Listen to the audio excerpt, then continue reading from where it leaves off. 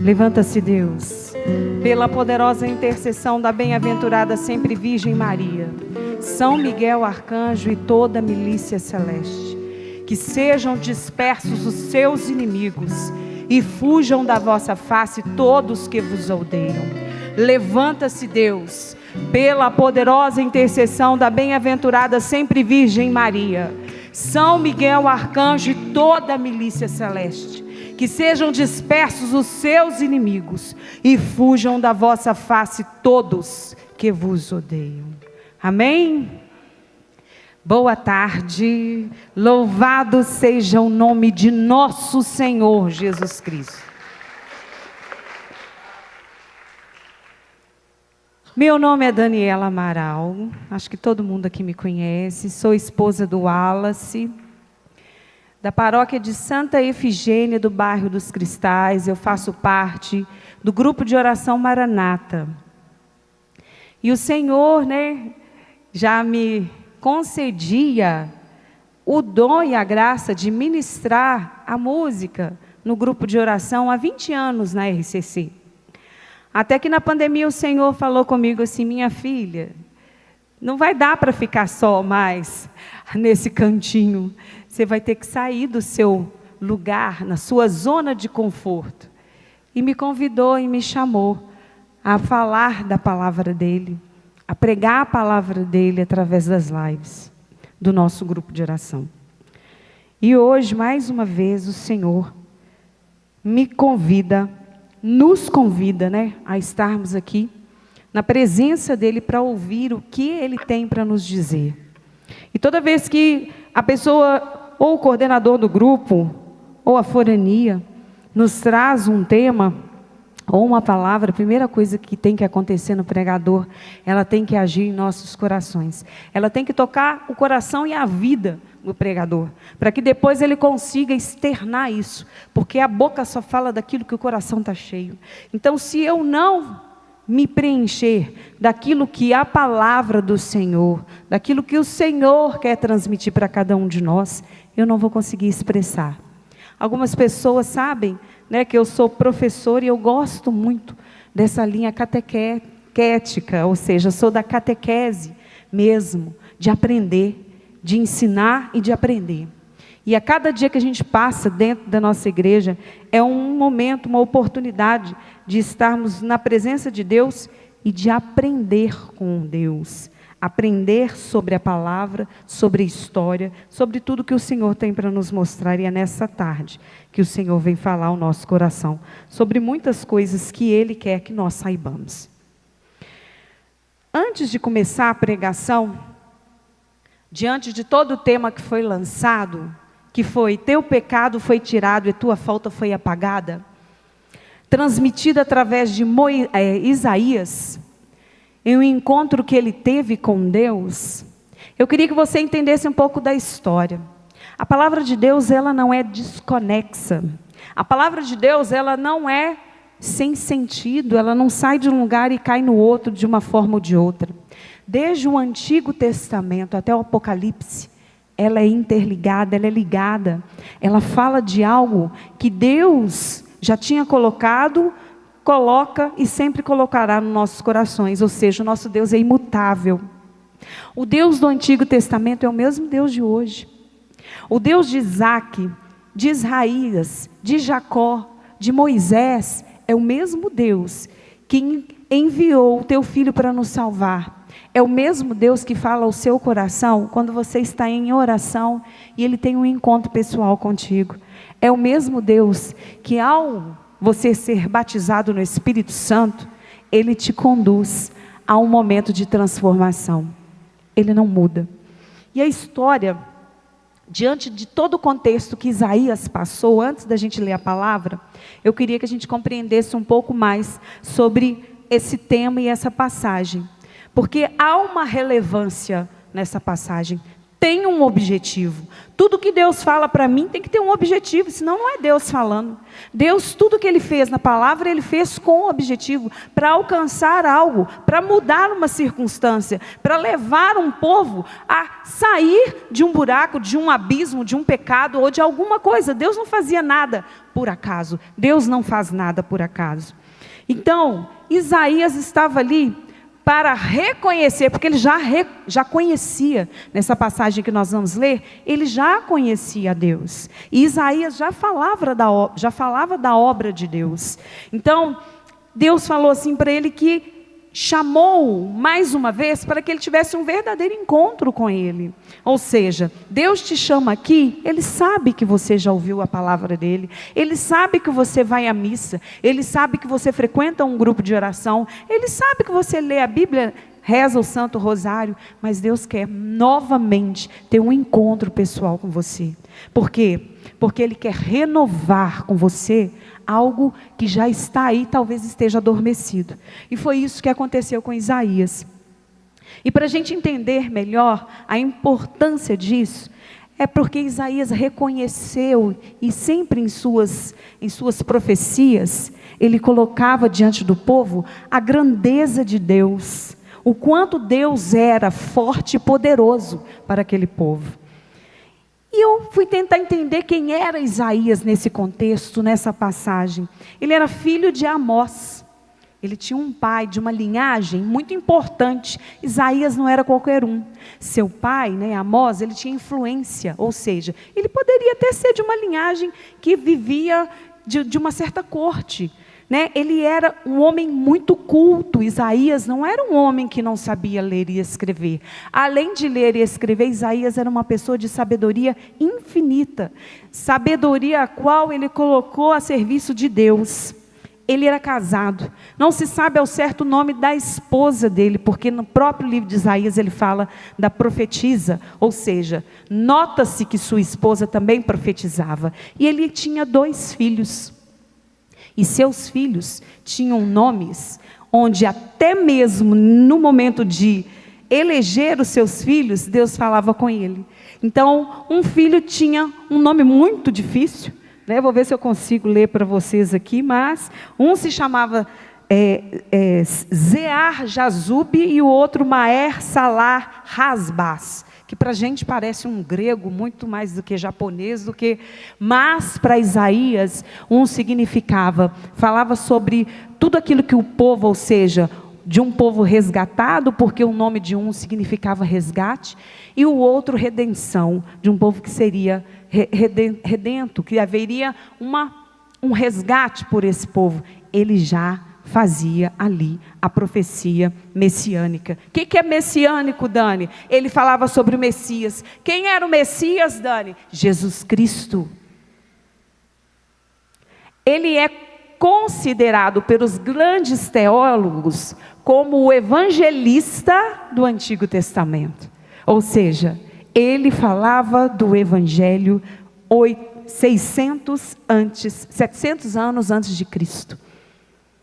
Isso é muito, muito forte. Isso é muito mais importante a gente entender que ele era um homem escolhido para ter as visões que Deus dava para ele. E o que mais me chamou a atenção, Isaías, ele foi um profeta que passou por 4 reis. Mas como assim 4 reis? Ele viveu esse tempo todo. Isaías começou muito cedo, muito novo, na época em que o rei Uzias, foi intitulado rei, e ele começou, era o rei, no finalzinho do reinado do rei Uzias. E ele passou pelo rei Jotão, pelo Acaz e Manassés. Em Manassés, o povo fala que ele já era os profetas, nesse caso aí, tinha outros profetas que já surgiram, e que Isaías já estava no final do seu chamado ali, do seu serviço a Deus. Enfim, a morte de Isaías, há uma contradição no meio dos teólogos, os tradicionais e os que acreditam que ele foi cerrado ao meio pelo rei Manassés. Mas, para entender o contexto cultural dessa época socioeconômica, a gente tem que entender de política também, sabia? Isaías, ele profetizou no meio de um povo, no meio de uma circunstância onde Israel ela estava dividida. Eu não sei se você já ouviu falar do reino norte e do reino sul. Eu não sei se alguém já contou para você, ou se você já leu lá em 2 Reis, 1 Reis. Lê lá um dia, onde o povo de Israel, no final da época em que Salomão estava quase morrendo, o povo chegou perto do filho de Salomão e disse assim: olha, você será o sucessor do seu pai, e nós viemos aqui te pedir misericórdia. Sabe por quê? Os tributos que ele impôs sobre nós estão muito pesados. E a gente não está conseguindo, porque naquela época plantava-se, colhia, pagava-se tributos, impostos e sobrevivia com aquilo que ele plantava, com aquilo que ele colhia. E ao contrário do que o povo achava que ia acontecer, o filho de Salomão virou para eles e falou assim: muito pelo contrário, agora que vocês vão pagar imposto de verdade. E aumentou mais ainda a carga tributária sobre esse povo. Esse povo revoltado com essa carga tributária, juntou-se como 10 tribos, eram 12 tribos. 11 tribos se juntaram e foram até um que se considerava um líder, um grande líder no meio dele, e pediu para que ele os conduzisse como rei. E aí houve a divisão. O povo de Deus rachou-se ao meio, onde ficou a tribo de Judá contra todas as outras tribos. A partir daí, nós podemos entender o contexto histórico. Por que houve tudo isso? A estabilidade política, econômica, social de Israel estava sempre associada à vida religiosa. Por que Isaías profetizava sobre as guerras? Por que Isaías profetizava sobre as fomes, sobre o exílio da Babilônia? Por que ele falava disso? Porque ele transitava no meio dos políticos desta época. Isaías, ele era consultado pelo rei, mediante um conselho. Ele vivia num conselho onde ele era o supremo, abaixo de Deus, onde ele escutava as decisões de Deus, onde eles tinham a Torá como um direcionamento, e a partir daí, o rei tomava as decisões. Nessa época, que era o rei Uzias, vou falar um pouco sobre o reinado de cada um deles. Uzias, ele era um homem, ele morreu de lepra. Morreu de lepra porque ele entrou no Santo dos Santos e ofereceu incenso a Deus. Ele não poderia ter feito isso. Os sacerdotes estavam demorando para chegar e ele, sem paciência, foi lá, acendeu o incenso e ofereceu a Deus. No exato momento em que ele fez isso, uma ferida surgiu na sua testa. Ele foi atingido por uma lepra, pelo pecado que ele havia cometido. E assim, depois, para a gente entender um pouco mais o porquê que a morte de Uzias é importante a gente falar dela, eu gostaria que você pegasse a sua palavra que está em Isaías 6.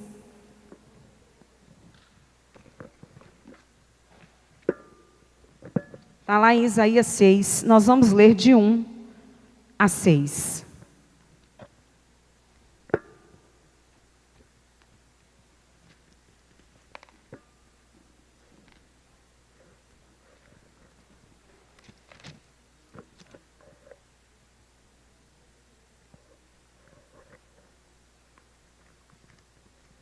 Acharam? Oh, gente, eu queria pedir... Su, traz um pouquinho de água para mim, fazendo favor. Sueli é gente boa. Isaías capítulo 6. Vamos começar do versículo 1, para a gente compreender melhor. E olha o que está escrito lá no versículo 1. Na minha Bíblia, que é a versão da CNBB, está escrito assim: vocação e livro do Emanuel, vocação do profeta.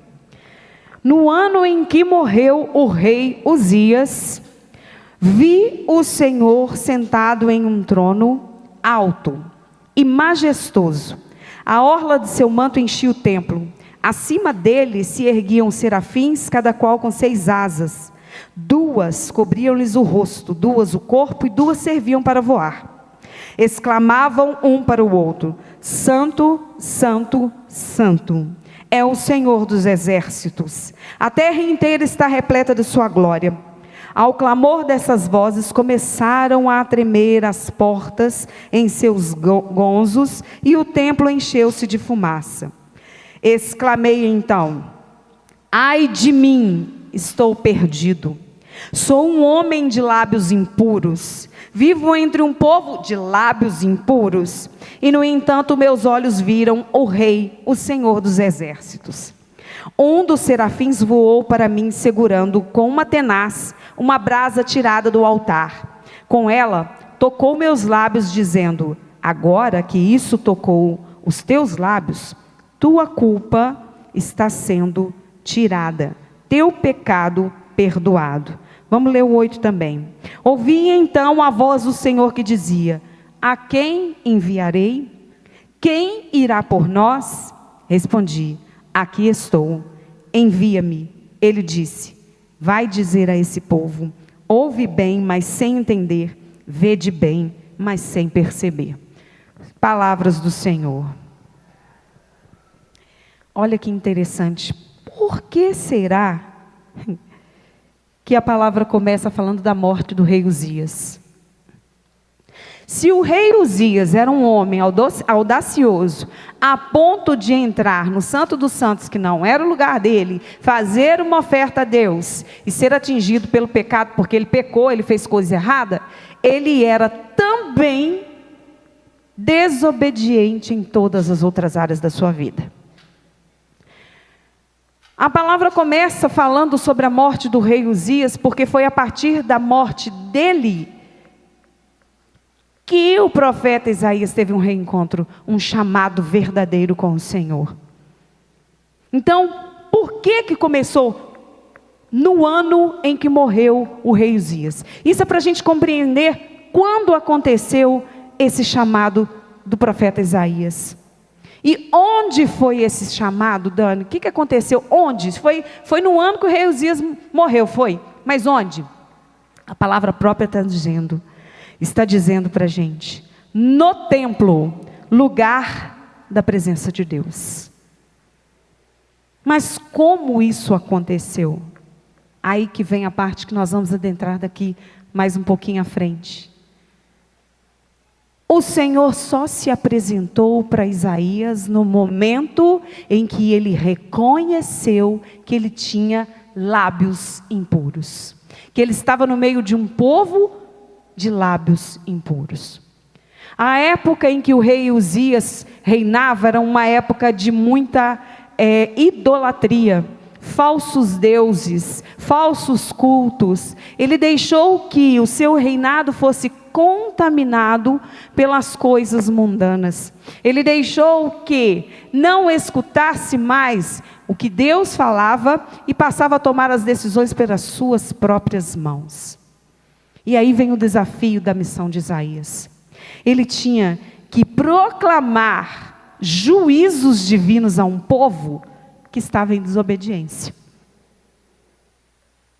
Por isso que ele falou assim: ai de mim. Por isso que ele clamou assim: que sou um homem de lábios impuros, pois estou no meio de um povo de lábios impuros. Ou seja, Isaías estava vivendo como povo. Isaías não estava tendo zelo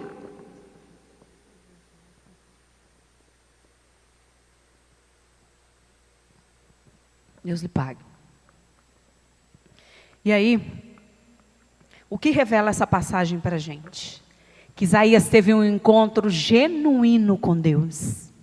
Isaías teve um encontro verdadeiro com Deus. E olha que ele já era um homem de Deus, que vivia no templo, que já servia a Deus.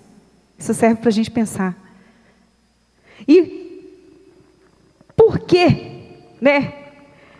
isso, a partir desse encontro, mudaria? Primeiro, porque morre com o rei Uzias tudo aquilo que o reinado dele trazia: a idolatria, os falsos deuses, os lábios impuros, ou seja, eles falavam de algo que não levava a palavra de Deus. Eles não levavam o povo à palavra de Deus.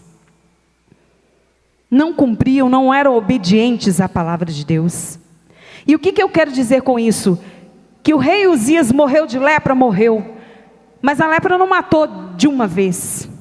Que com ele aos poucos foram morrendo tudo aquilo que não era da vontade do Pai. Tudo aquilo que não era de Deus. E por que Isaías, já sendo um homem de dentro do templo, já sendo um profeta do Senhor, tinha que ter um reencontro com o Senhor? Porque esse era o momento verdadeiro, era o genuíno encontro. E esse encontro só se denominou genuíno porque ele teve como característica o reconhecimento de quem Isaías era. Quando ele reconheceu os seus lábios impuros, seus pecados e tudo aquilo que ele trazia com ele, ele reconheceu a grandeza de Deus. A partir do momento que ele disse assim, ai de mim, ele falou com Deus assim, o Senhor é Deus, ai de mim, eu não poderia estar aqui vendo o Senhor, ai de mim, eu não poderia estar aqui escutando o Senhor, ai de mim, eu não poderia profetizar aquilo que o Senhor, na tua presença, traz ao meu coração. Ou seja, eu sou pecador. Um encontro genuíno com Deus transforma. Um encontro genuíno com Deus faz-nos reconhecer quem nós somos. Se você tem um verdadeiro encontro com Deus, você sabe quem você é. Você sabe o que você faz, o que você não faz, o que você deixa de fazer. Você sabe, eu sou teimoso, eu sou nervoso, eu sou derrompante, eu sou com os olhos de julgar as pessoas. Eu sou, porque um encontro verdadeiro nos diz quem somos, porque é o Espírito Santo de Deus que entra dentro de nós. E quem é que nos convence do juízo e do pecado? É o Espírito Santo. Se você tem um encontro com Deus verdadeiro, você reconhece quem você é. Aí você fala assim, eu não dou conta, né, Tonho? Eu sou pecador, eu sou miserável. Você lembra aquele dia? Nossa, aquele dia eu fiz que é aquilo? Eu reconheço quem eu sou. Eu me acho. Quem sou eu? Quem sou eu? Está lá em João 16, 7 e 8, onde Jesus Cristo vira para os seus apóstolos e diz assim, mas eu lhes afirmo que é para o bem de vocês que eu vou. Se eu não for, o conselheiro não virá para vocês, mas se eu for, eu o enviarei. Sabe por quê? Quando ele vier, convencerá o mundo do pecado, da justiça e do juízo. Quem te convence do pecado é o Espírito Santo de Deus. Nós temos que ter essa concepção. E se o Espírito Santo de Deus está aqui, se nós temos um encontro com o Espírito Santo de Deus, nós temos uma intimidade com o Espírito Santo de Deus, nós temos um encontro e uma intimidade com Deus Pai e Deus Filho. O encontro é genuíno, é verdadeiro. Existem momentos nas nossas vidas em que apenas o Espírito Santo poderá nos convencer dos nossos caminhos errados, do que fazemos, do que vivemos, da forma como queremos. Tem gente que quer ser Deus da própria vida. Tem gente que fala assim, olha, eu não consegui casar, eu não consegui ter filho, mas eu vou ter meu filho. De qualquer forma eu vou ter meu filho. Eu não consegui, eu não consegui aquele emprego, mas eu vou lá, eu vou desbravar, eu vou entrar naquele lugar, porque é lá que eu quero ir. E às vezes, não é esse caminho que você tem que seguir. Às vezes não é esse casamento que vai salvar a sua vida. Às vezes não é esse dinheiro que você está achando que você precisa de ganhar que vai resolver seus problemas.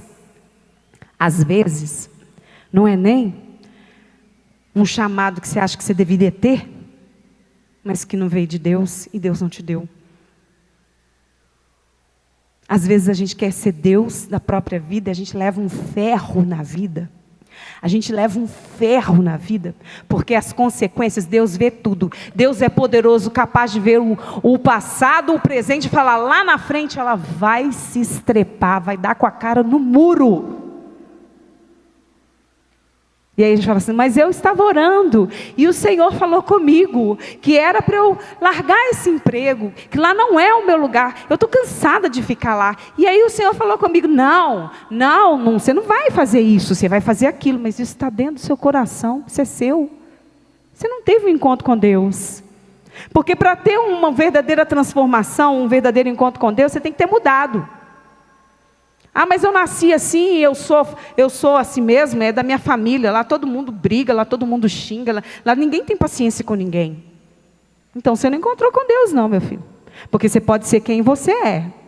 Assim como Pedro era, João era, Paulo era, mas eles, a partir do momento que eles tiveram um encontro genuíno com Deus, eles perceberam que eles eram pessoas miseráveis e que sem Deus elas não fariam nada. E a partir do momento que elas tiveram um encontro, que elas mudaram de vida. Se eu não mudo de vida, se eu não sou uma pessoa diferente, pode esquecer. Você está fingindo de ir à igreja, fingindo de ir à missa. E Isaías teve um encontro verdadeiro com Deus. Porque o encontro verdadeiro com Deus, ele transforma. Ele transforma a pessoa. A pessoa muda. Da água para o vinho. Tem gente que fala, não, mas fulano é radical. Depois que ele entrou para a igreja, mas aí um dia eu até estava conversando isso com meu marido. Não, mas ali é muito radicalismo. E ele fala assim, mas ali tem que ser assim. Porque a pessoa reconheceu sua fraqueza. E se ela não continuar no seu radicalismo, ela não vai dar conta de continuar na caminhada com Deus. Mas aí eu vou mais além. Quando o Espírito Santo de Deus está conosco e Ele adentra nas nossas vidas e Deus muda a nossa história, a gente tem que ser radical com a gente primeiro. Lógico, com sanidade. Deus não quer ninguém doido, perturbado, maluco, não. Deus quer pessoas com o pé no chão, com o olhar voltado para o céu, na dignidade e na correção da palavra. Mas Ele quer pessoas em que sejam santas e que também primeiro tenham uma vida santa, antes de cobrar do outro uma vida santa. Quando a gente fala que o encontro transforma, há processo dentro deste encontro. A gente pode ver claramente que Isaías primeiro ele reconhece seu pecado para depois ele ser purificado. Então, o Espírito Santo de Deus primeiro vai te convencer de algo que você precisa mudar na sua vida. Porque às vezes nem a gente reconhece que a gente é teimoso, nem a gente reconhece que a gente julga, nem a gente reconhece que a gente é metido, né, se for falar assim, ou nem a gente reconhece que a gente é, vamos falar assim, maldoso, quer puxar o tapete um do outro, nem a gente reconhece. Mas o Espírito Santo de Deus prova para a gente, mostra para a gente. E no momento de encontro, primeiro, Deus vai mostrar em qual área da minha vida, tem gente que acha que não pode ajudar o próximo. Tem gente que acha que tem pessoas que não são dignas de estar dentro da igreja. Tem gente que acha que existem pessoas melhores do que outras pessoas. Ou então, se eu estou aqui dentro, eu sou melhor que quem está lá fora. Mas é só o Espírito Santo de Deus pode convencer, porque eu não sei. Coração é terra estranha e ninguém pisa. O seu coração é só você quem conhece. É você o Espírito Santo de Deus. E aí, um momento onde você precisa de uma cura, de uma libertação, de algo que você passou, é só o Espírito Santo de Deus que vai te mostrar. Se você precisa mudar porque a fofoca não sai da sua boca, pede o Espírito Santo para te mostrar. Se você precisa de algo que ainda falta acontecer para que você tenha um encontro, peça o Espírito Santo para te mostrar. E naquele momento que Isaías teve um encontro genuíno com Deus, e que Deus mostrou em que ele se arrependeu, olha o processo. Primeiro ele se arrependeu, porque ele foi convencido. Depois ele foi purificado, seus lábios foram purificados pelo anjo com uma tenaz do altar. Depois veio a transformação. É um processo. É um processo. Assim como Jesus diz, eu sou o caminho, a verdade e a vida. É um processo. É uma caminhada. Tem gente que pode ter 30 anos de renovação aqui, 10, 20, 15, que eu posso dizer assim, olha, eu ainda não estou na minha santidade plena. Eu estou no processo de santidade.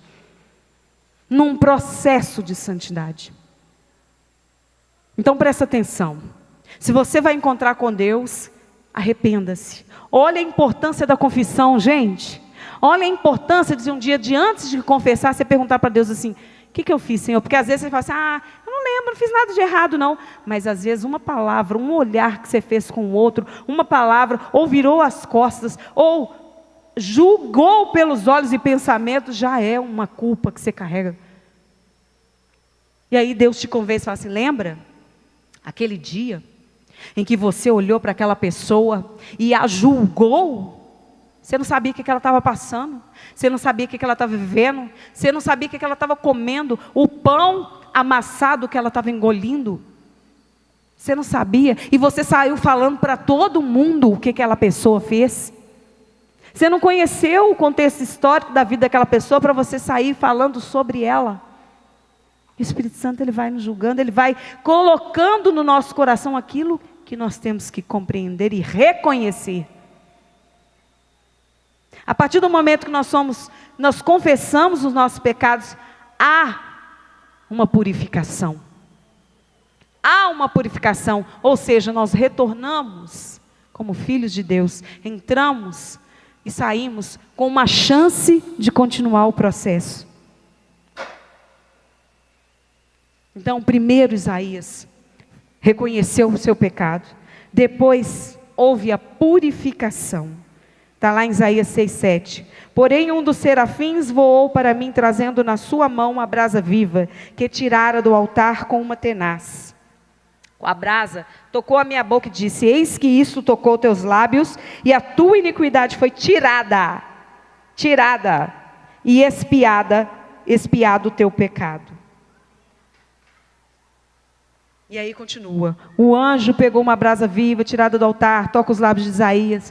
E aí a gente pode ver que após o momento todo pecado é perdoado, todo o encontro com Deus é transformador. Por isso que toda vez que a gente vem no carnaval com Cristo, a gente tem que sair daqui diferente. Toda a Eucaristia que a gente tem, a proximidade com Deus, que a gente comunga o Deus vivo, eucarístico, a gente tem que sair da igreja diferente. Se a pessoa entrou na igreja de um jeito e está até hoje do mesmo jeito, ela não teve um encontro com Deus. Ela não teve um encontro com Deus. E aí muita gente fala assim, olha, por que fulano vive falando que Deus fala para ele e Deus não fala comigo? Porque o encontro genuíno que gerou o reconhecimento do pecado, que ocorreu a purificação e a transformação, gera sensibilidade à voz de Deus. Gera sensibilidade. Às vezes você não vai conseguir ouvir audível, mas você vai ser intuído a fazer aquilo que Deus quer que você faça. Eu vou dar um testemunho aqui. Meu marido, ele é prova disso, né? Um dia vocês podem perguntar para ele do jeito, pode passar 10 anos, vocês podem contar com ele e perguntar, que ele vai falar a mesma coisa que eu estou falando. Um belo dia eu acordei e falei para ele assim, Wallace, eu sonhei que eu estava num hospital, e nesse hospital eu estava à beira de uma cama, de um leito, e tinha uma pessoa. Só que eu não consegui ver o rosto dessa pessoa, Wallace. Ele falou, não vi o rosto dela. Ele renuncia, reza e pede a Deus para dar o livramento, que eu não sabia quem era. Não sabia quem era. E aí tá. Um outro dia, eu gosto muito de limpar a minha casa, escutando música.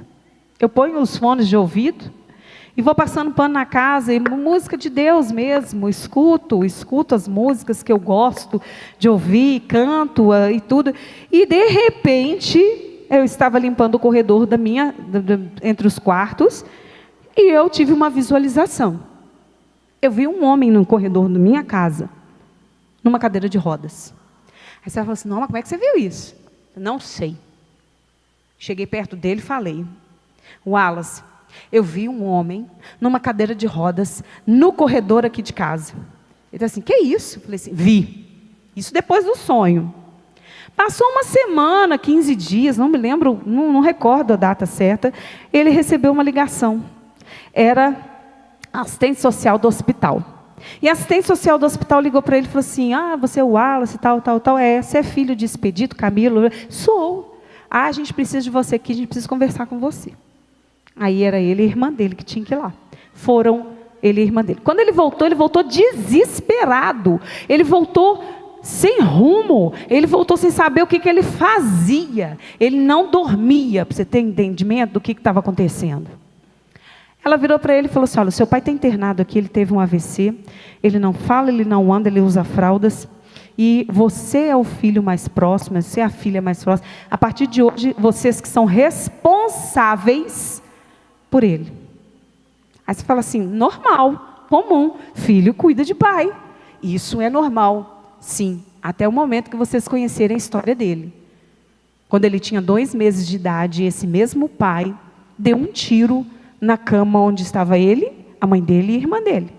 A mãe dele teve que fugir para longe, porque senão ele ia matá-la. E ele e a irmã dele foram criados com a avó. Ele conheceu o pai dele quando ele tinha 23 anos. Passou uma vida inteira sem ver, sem saber quem era o pai. Passou por tudo nessa vida. Por tudo. Falta de um pai, falta de uma mãe. Só não passou fome porque a avó não deixou. Todos os momentos que uma criança precisava de um pai, ele não estava. Até que um dia o meu avô encontrou com o pai dele na rua e sabia que era o pai dele. Pegou o pai dele e falou assim, vem cá. Nós já tínhamos casado, tínhamos a minha filhinha mais velha, que é a Daiane. Vem conhecer a sua neta. E entrou lá em casa, sentou na sala meu avô e o pai dele. E ele passa para cá e ele passa para lá. E minha mãe conversando com meu avô, eu conversando com meu avô. De repente, que ele passa na sala, meu avô vira para ele, sabe quem é esse moço aqui? Ele falou, não. Olhou para a cara dele e falou, não sei quem é não. Ele é seu pai. Meu avô, que apresentou o pai dele para ele. Uma pessoa que ele ia ter que cuidar, dar comida na boca, dar banho, trocar a fralda. Tudo que o pai dele não fez por ele, ele ia ter que fazer pelo pai dele. E aí, eu te falo, Deus revelou, Deus mostrou. Talvez faltou mais um pouquinho de oração, mais um pouquinho de intimidade, mas Deus já trazia para o nosso lar uma sensibilidade, uma visão espiritual a qual a gente não tinha. A gente não tinha. E foi a partir do momento que nós dois, com toda a turbulência que qualquer pessoa vive nessa vida, e nós estamos até hoje, em nome de Jesus, tivemos um encontro verdadeiro com Deus. E ele cuidou do pai dele até a morte. Levamos o pai dele, não sabia o que ele ia fazer. Eu falei, traz aqui para casa. Traz aqui, vamos arrumar um quarto para ele, com banheiro. Traz ele aqui para casa. Mas eu trabalho o dia inteiro, você trabalha, mas sua irmã não trabalha. Ela olha durante a semana, de noite nós olhamos, final de semana. Eu fiquei mais de um ano mais ou menos, nós dois. Ele ia à missa de manhã, eu ia à missa de noite. Os encontros da renovação ele não podia ir, porque estava cuidando do pai dele. O dia que ele ia, eu não ia, ficava cuidando. E nós fomos assim durante um ano. Cuidando de uma pessoa que para a gente era um estranho. Então Deus, Ele te dá sensibilidade a partir do momento que você tem um encontro genuíno com Ele. Ele te mostra de uma forma que você, às vezes, fala assim, está prestes a fazer alguma coisa, você pensa assim, não, tem coisa errada nisso aí. Aí você vai lá, dobra o seu joelho e Deus te mostra, não faz isso não vende esse terreno não compra esse carro não, que vai dar um BO terrível depois, não sai desse emprego não empresta esse dinheiro não, porque às vezes tem muita gente com más intenções ao redor da gente, ou não tenha cuidado com essa amizade, toma cuidado. Então essa sensibilidade com Deus nós temos, porque esse encontro gerou isso. Todo encontro com Deus, além de transformar, ele é decisivo. Porque a partir do momento em que Isaías recebeu o chamado, ele deu uma resposta para Deus. Eis-me aqui, envia-me. Eu vou fazer. Eu não tenho medo. Apesar de todo o contexto que ele está vivendo, eu não tenho medo. De todo o contexto social, político, entre guerras, entre as tribos, entre um tanto de coisas que se eu fosse contar para vocês, a gente ia ficar aqui até amanhã. Ele acreditou, porque ele foi transformado, ele foi purificado, a partir do momento que ele se arrependeu. Então, tudo na nossa vida é uma cura que a gente está pedindo, seja para nós, para o marido, para o filho, para o irmão, para o pai, para a mãe. Faz uma varredura na sua vida. Peça ao Espírito Santo para te mostrar onde, em qual momento que você pecou, que tem alguma coisa errada. Suas coisas não dão certo. Tudo que você tenta não está encaixando. As coisas não progridem. Tem algo errado. Tem algo errado.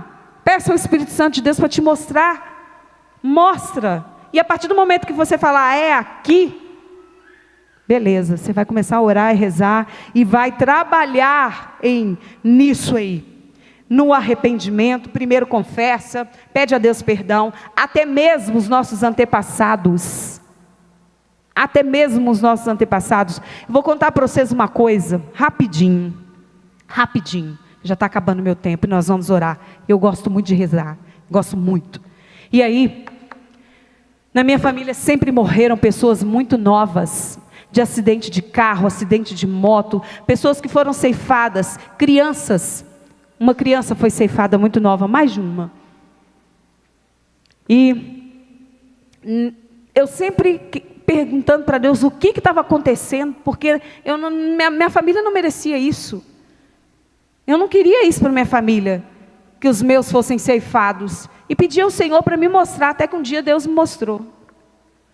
Meu avô, muitos anos atrás, ele morava num sítio lá em Macacos, e ele teve uma briga muito feia com um senhor, que quis bater nele. Meu avô já tinha 75 anos, muito raquítico. Esse senhor quis bater nele, aliás, bateu nele. Ele caiu no chão do quarto dele, e ele caiu lá no sítio, no chão do quarto dele. Ele caiu com a cara assim, olha, ele tinha um cofre, desses cofres antigos, que rodava assim, que tinha um segredo, e ele guardava a arma dele ali dentro. Ele só virou a mão para o lado, abriu, pegou a arma, atirou nesse moço, esse moço caiu no chão, fingiu que estava morto. E o filho dele, e quando meu avô entrou, meu avô virou para o caseiro e falou assim, pode chamar a polícia, porque morreu, eu matei e tal, chama a polícia que eu estou aqui. E aí, o homem levantou e conseguiu ir até o lugar onde o filho dele estava, que era do outro lado da montanha, assim, era uma coisa próxima, não era muito longe, tipo 15 minutos andando. E quando chegou lá, em vez do filho socorrer o pai, levar o pai para o hospital, não, o filho foi lá para querer tirar satisfação com o meu avô. Antigamente usavam muito aquele carro antigo, o veraneio, né? Aquele carro antigo. Ele virou o veraneio num lugar alto, assim, que tinha no sítio do meu avô, deixou ela ligada, já virada, para poder fugir, porque ele ia matar o meu avô, ele ia bater nele. Meu avô era muito raquítico. E meu avô lá de dentro gritou para ele assim, pode ir embora que eu não quero nada com vocês. E ele continua descendo. E meu avô, pode ir embora. E ele veio com uma pedra na mão. Aí meu avô começou a atirar para o alto. Atirou para o alto. Ele voltou correndo. Aquilo ali, meu avô tinha um estupim muito curto. Ele era um bravo. Um homem muito correto, muito justo. Mas ele era muito bravo. Né? Apesar de com nós netos, ele era muito amoroso. Porém, com os filhos, ele foi muito bravo. E esse rapaz tinha 30 anos na época, entrou dentro desse carro, e na hora que ele foi arrancar o carro não saía do lugar. Olha como que o demônio é astucioso. E o carro agarrou no buraco, que era terra, né? E ficou rodando, e meu avô chegou, dois tiros na cabeça dele e matou o rapaz. Deus me mostrou isso tudo, eu já sabia disso. Eu tinha 12 anos quando isso aconteceu. Eu já sabia disso, mas eu não me recordava desse episódio. E aí, no momento que eu orei a Deus e pedi a Ele em oração, Senhor, revela-me, por que na minha família ceifa-se vidas tão cedo? Ele me recordou desse fato. E nesse fato, essa família sofreu demais, porque foi um rapaz que era o braço direito do pai, da mãe, de toda a família, um rapaz lindo. E eram famílias amigas, tanto a família da minha avó, quanto a família deles, eles eram muito amigos. E Deus me revelou esse cenário horroroso, e falou, tá aí, houve um derramamento de sangue no passado. E nesse exato momento, na hora do derramamento de sangue, eu me prostrei no chão em oração, e chorei muito, muito, como se eu tivesse matado esse rapaz. E eu pedi perdão para Deus, falei com ele, Senhor, perdoa minha família, perdoa o meu avô, perdoa, Senhor, eu te peço perdão por arrependimento, mas por favor, resguarda a minha família. Gente, eu fiquei mais ou menos umas meia hora rezando, e meia hora chorando, e pedindo perdão para Deus. E eu fui confessar ao padre, e confessei esse assassinato do meu avô. E em nome de Jesus, na minha família nunca mais ocorreu. Nenhuma vida foi ceifada, antes que chegasse a hora em que Deus o chamasse. Então, Deus, Ele mostra para a gente as coisas assim, tá? Ele mostra para a gente as coisas assim, e a gente só não vê porque a gente não está na presença dEle. Ele mostra, Ele encaminha, Ele te dá a direção, e a gente costuma achar que a gente sabe mais que Deus. E essa passagem de hoje, ela vem nos resgatar, ela vem nos chamar. Qual que é o objetivo final disso tudo? O que eu quero dizer para você, e o que disse Deus para mim. Você teve verdadeiramente um encontro com Jesus? Você teve verdadeiramente um encontro com Jesus? Sai daqui perguntando isso. Essa é a pergunta que vai martelar no seu coração, que vai martelar na sua vida hoje. Eu tive um encontro com Jesus? O que mudou na minha vida? Onde Deus mostrou? Qual área que eu preciso mudar na minha vida? O que assola? Qual o pecado que caminha comigo desde o dia que eu nasci? Não sei porquê. Pede para Deus a sensibilidade auditiva, a sensibilidade espiritual. Pede para Deus. Deus mostra. Mas eu te pergunto de novo. A sua vida continua do mesmo jeito de quando você teve um encontro com Deus? Se continua do mesmo jeito, é porque você não teve um encontro genuíno com o Senhor. Agora, se muita coisa mudou, nós estamos num processo. Nós estamos a caminho de uma transformação, de algo que Deus gerou em nós. Louvado seja o nome de nosso Senhor Jesus Cristo.